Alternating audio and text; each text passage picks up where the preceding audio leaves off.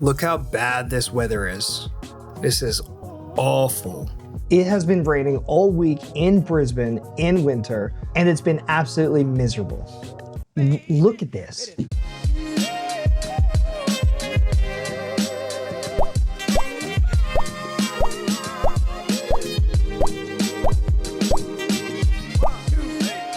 So, since I'm stuck here with nothing to do, because as you can see, it's been raining all week and every single day, constantly, I think we're going to talk about how confidence isn't a feeling, it's a track record. The downside about today is I have to do my washing, but as you can see, it's still raining outside, and I don't have a dryer in this apartment because I just moved in. So we need to walk this 10 blocks to the laundromat, and all I have is a washing basket. So we're gonna do that now.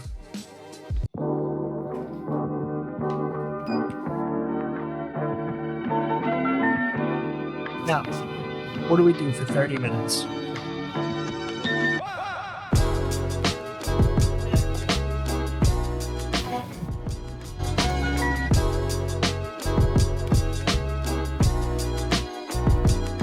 So now I'm in clean clothes again. What do I mean when I say that confidence is a track record? How many times have you given yourself shit or done something and a girl or your friends will say that you need to be more confident?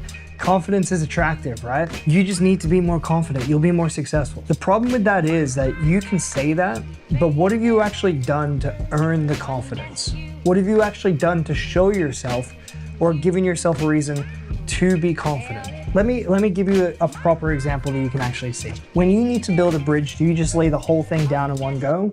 No, you do it level by level. Okay, so this is our graph. No confidence, Andrew Tate. But the higher we get, the better. This is how you build a bridge. One step at a time, right? Like this.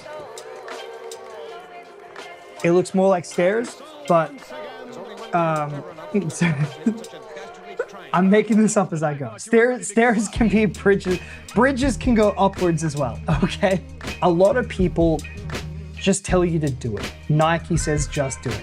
Andrew Tate says just get out of bed. Stop complaining. Just do it. When you're building muscle, your job is to tear the muscle just enough that it can grow, but don't tear it too hard that it's going to rip and cause damage. And I think that's the problem, is we keep telling people that they just need to do it.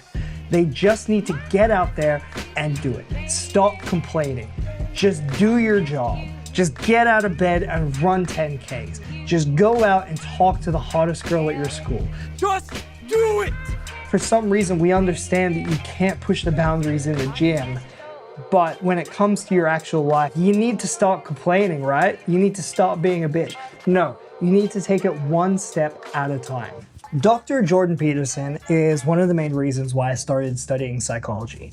He made me realize that we have a problem, especially with guys and society in the whole entire world, but no one seems to be listening. A lot of people gave him shit for a lot of things. One of the things he got shit for was in his book, 12 Rules for Life, the first one, not this one. My dog ate the first one when he was a puppy. In that book, his first rule was clean your room. And a lot of people gave him so much crap for that. But the reason why that's relevant here is imagine if you're depressed, you haven't left your bed in days or weeks, or you haven't spoken to anyone, or you barely are eating or anything, and then one day you just go out and you decide that you're going to clean your room. Well, tomorrow you might still be depressed. Sure, it's not going to go away straight away, but you now have a point on the graph that says you've actually done something even in the face of hardship. Even when you were feeling shit, you took a step. And see that? You're higher now. You're one step higher. You're not up here, but you're one step higher. And so what's the actual psychology behind that? Well, we call it behavioral activation. So how does behavioral activation actually work? Well, usually the process is like this. You feel bad, but you have things that you need to get done. However, your brain says, we'll do them after we feel better. So you stay in bed, hoping that you're gonna feel better, telling yourself you're gonna achieve everything after you feel better, but now you still feel bad and you haven't achieved anything. So you probably feel worse. Whereas behavioral activation works like this. You feel bad, you do the thing anyway, you feel better because you actually did something despite the fact that you feel bad. That could be anything. It could just be one single step. And the thing about this as well is now you get +1 confidence because of the fact that you have tangible evidence that even on your bad days, you can do something. So have you ever heard of the people say, don't do things that you hate, find the thing that you love and then do it forever? I agree with that to an extent. However, we now live in a world where a lot of people have no idea what they want to do in life. I'm 30 this month and I'm lucky enough that around the age of 28, I decided I wanted to be a psychologist and I wanted to help people. And that's great.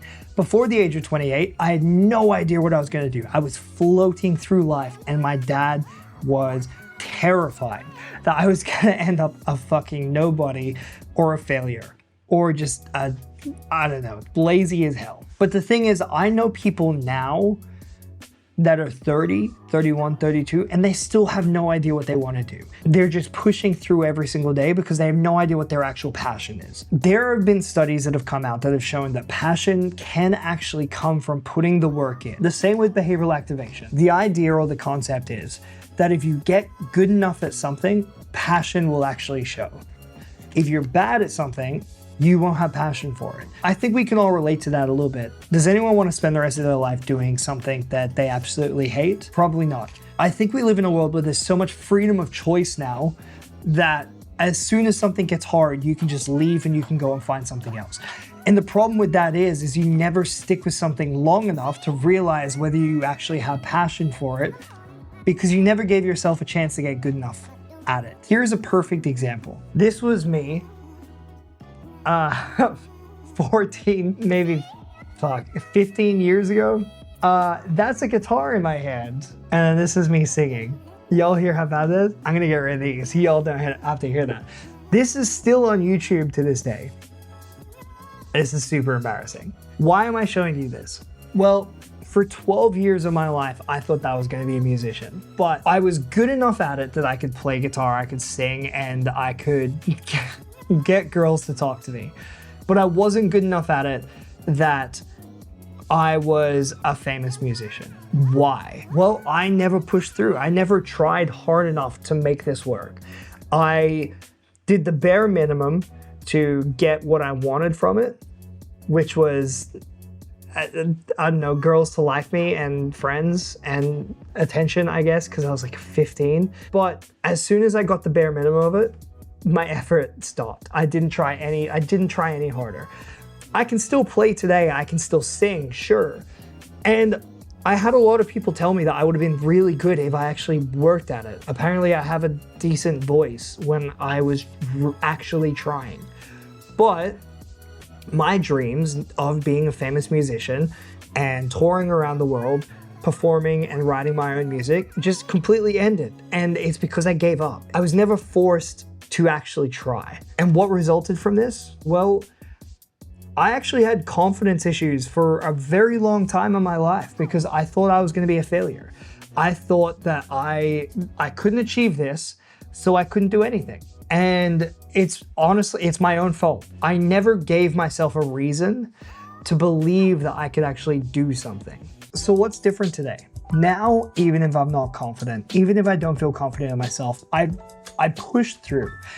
But I don't do it in a negative way. I don't force myself. I don't punish myself. I tell myself that I'm giving myself a reason to be confident. I say to myself, just trust me for this one moment and let me prove to you it's worth it. For example, this is something I'm actually low-key proud of, not gonna lie. I'm chubby, bro. Like, I'm kind of chubby. Now, I'm still slightly fit, but like, I have chub, right? The gym is new to me. The gym is something I really want to get good at. I am still carrying a lot of fat. I'm still carrying a lot of weight. And it makes me unconfident because I live in a very pretentious area where everyone is going on runs and everyone's like super fit and attractive. However, even though it was brutal, the other day I ran my first 5 kilometers. I have a blister on my foot now it's awful. It hurts. I'm in a lot of pain right now just from walking. But for the last 2 days, I've been so pumped at the fact that I ran my first 5 kilometers, even though I started running last week. I feel so much better now because I've proven to myself that I can do it if I just push through a little bit harder. Not hard enough that I cause damage, but just hard enough that my confidence has risen slightly. Now, am I super confident now? Of course not. I still think that I have so much to go. I still have so much more running to go, which sucks. Whoever invented running is just the fucking worst.